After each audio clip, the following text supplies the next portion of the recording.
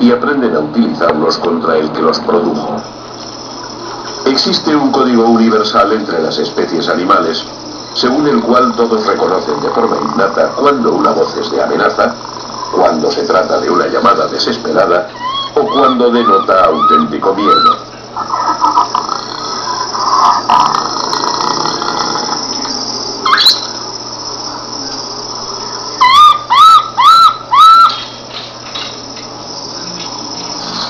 Pero sin duda, la cima del progreso de la comunicación por sonidos es el lenguaje humano. Una combinación de tonos preestablecidos capaces de transmitir mensajes y sensaciones complejas. A pesar de la existencia del lenguaje, las diferentes culturas han seguido utilizando multitud de sonidos para complementar los mensajes, desde simples gritos de saludo como estos de Papúa,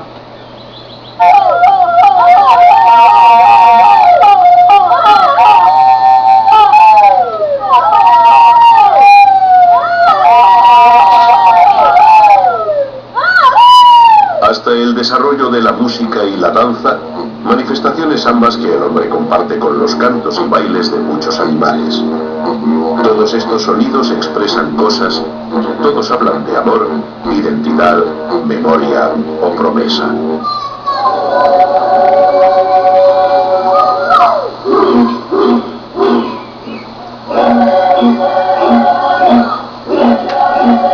Por toda la tierra, cada cultura humana tiene sus sonidos, sus instrumentos y sus ecos, ritmos que expresan desde el contacto con los espíritus hasta una sencilla llamada de fiesta.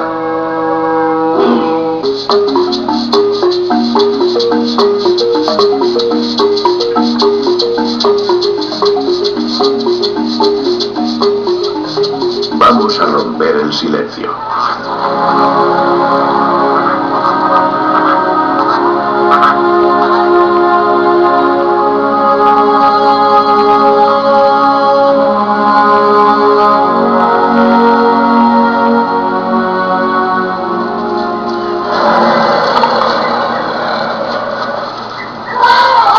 Los elefantes africanos emiten un amplio repertorio de vocalizaciones para comunicarse entre sí, pero una de ellas es especialmente interesante. Se trata de llamadas de frecuencia muy baja o infrasónicas que no pueden ser percibidas por el oído humano. Estas señales infrasónicas tienen una longitud de onda más larga que los sonidos de alta frecuencia, de forma que no se ven afectados por obstáculos como hojas o pasto. Por ello son muy adecuadas para comunicarse a grandes distancias.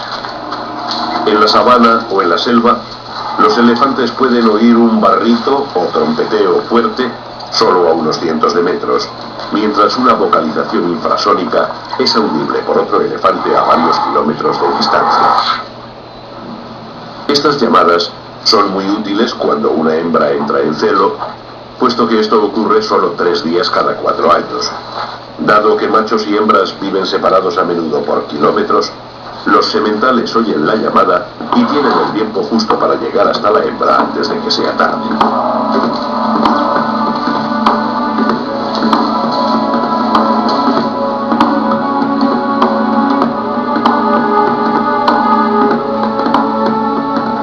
En África, los clanes humanos pronto encontraron también un sistema eficiente de hacer llegar las llamadas a larga distancia. La percusión de tambores es capaz de transmitir mensajes sorprendentemente complejos a muchos kilómetros a través de la selva o la llanura.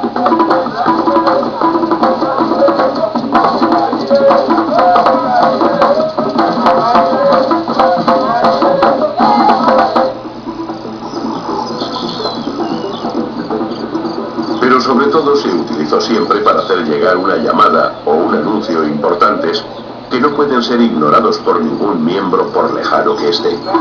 Guerras, bodas o reuniones, nadie puede aducir que no se enteró si el mensaje lo envían los tam-tam. La percusión es un sistema utilizado también en la isla de Nueva Guinea, así como en muchas otras de Indonesia.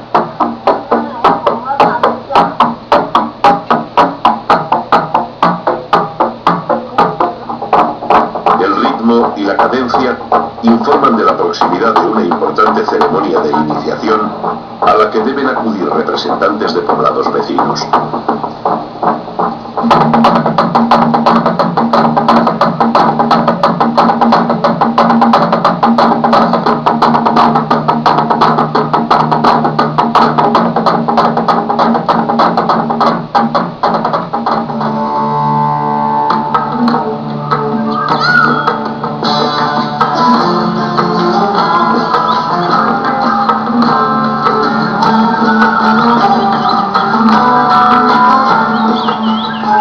Hemos visto sistemas de sonidos que transmiten información de un miembro a otro de la misma especie.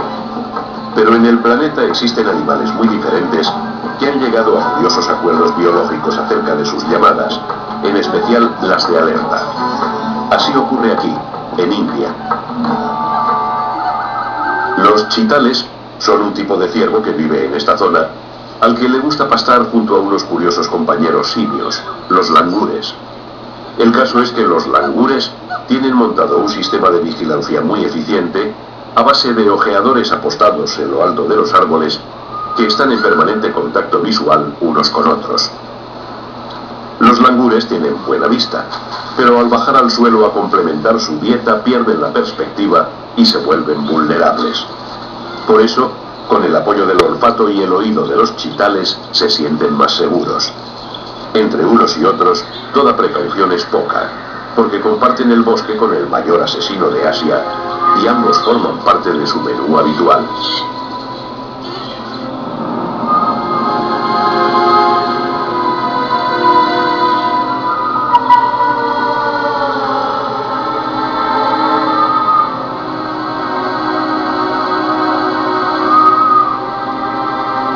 El tigre indio alcanza los 260 kilogramos de peso. Por eso, a pesar de su pelaje críptico, le cuesta pasar inadvertido cuando se mueve. Sobre todo si hay centinelas de guardia en casi cada árbol de la zona. Cuando un langur ve al tigre, da la voz de alarma.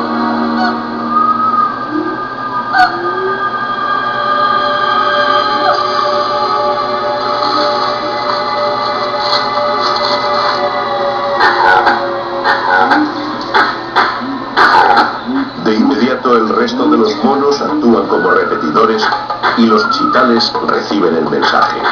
Hay un tigre por los alrededores. Los chitales utilizan entonces su lenguaje de signos, cola y oreja erectas y patadas en el suelo.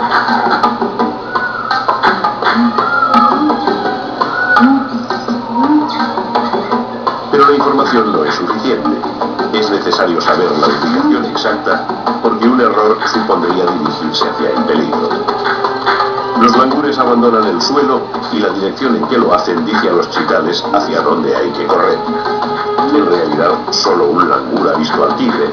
Por eso es vital evitar una huida caótica que podría ser incluso un aliado para el cazador. Unos cientos de metros son suficientes para desbaratar una posible emboscada y pronto volverá la calma a las manadas. Esta asociación entre langures y chitales, junto con otros factores, hace que el tigre solo mate una de cada 20 veces que lo intenta, y obliga a menudo al gran cazador a recorrer más de 20 kilómetros para cobrarse una pieza.